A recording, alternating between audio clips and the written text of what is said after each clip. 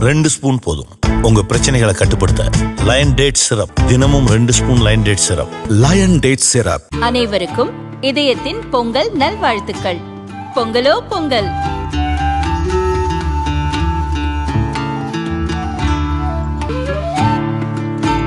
அனைவருக்கும் இதயம் மந்த்ராவின் பொங்கல் தின நல்வாழ்த்துக்கள். பொங்கலோ பொங்கல். செங்கல்பட்டு கிழக்கு கடற்கரை சாலை கோவளம் முதல் மாமல்லபுரம் வரை 4375 ஏக்கரில் 417 கோடி ரூபாய் செலவில் நீர்த்தேக்கம் அமைக்க அரசு முடிவு செய்துள்ளது. முதல்வர் ஸ்டாலின் நாளை அடிக்கல் நாட்ட இருப்பதாக கூறப்படுகிறது. ஆனால் இந்த திட்டத்திற்கு 18 மீனவ கிராமங்கள் எதிர்ப்பு தெரிவித்துள்ளன. மீனவர்களுடன் அமைச்சர் தாமு அன்பரசன் கருத்து கேட்பு கூட்டம் நடத்தினார். மாவட்ட கலெக்டர் ஸ்னேகா உள்ளிட்ட அரசு அதிகாரிகள் கலந்து கொண்டனர். நீர்த்தேக்கம் அமைக்கப்பட்டால் தங்களின் மீன்பிடி வாழ்வாதாரம் பாதிக்கப்படும் என்றும் நீர்த்தேக்கம் திட்டத்தை கைவிட வேண்டும் என்றும் கூட்டத்தில் மீனவர்கள் தெரிவித்துள்ளனர். நீர்த்தேக்கத்தில் மீன்பிடி படகுகள் நிறுத்த போதிய இடவசதி செய்து தருவதாக அரசு தரப்பில் சொல்லியும் மீனவர்கள் அதை ஏற்க மறுத்துவிட்டனர்.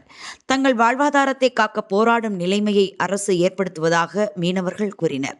கவர்மெண்ட் வந்து நீர்த்தேக்கம் திட்டம் கொண்டு வர சொல்லிட்டு சொன்னாங்க. அது நாங்க தொழில் பண்ற ஆதி காலத்துல இருந்து இப்போ தொழில் பண்ற இடத்துல அந்த திட்டம் கொண்டு வராங்க.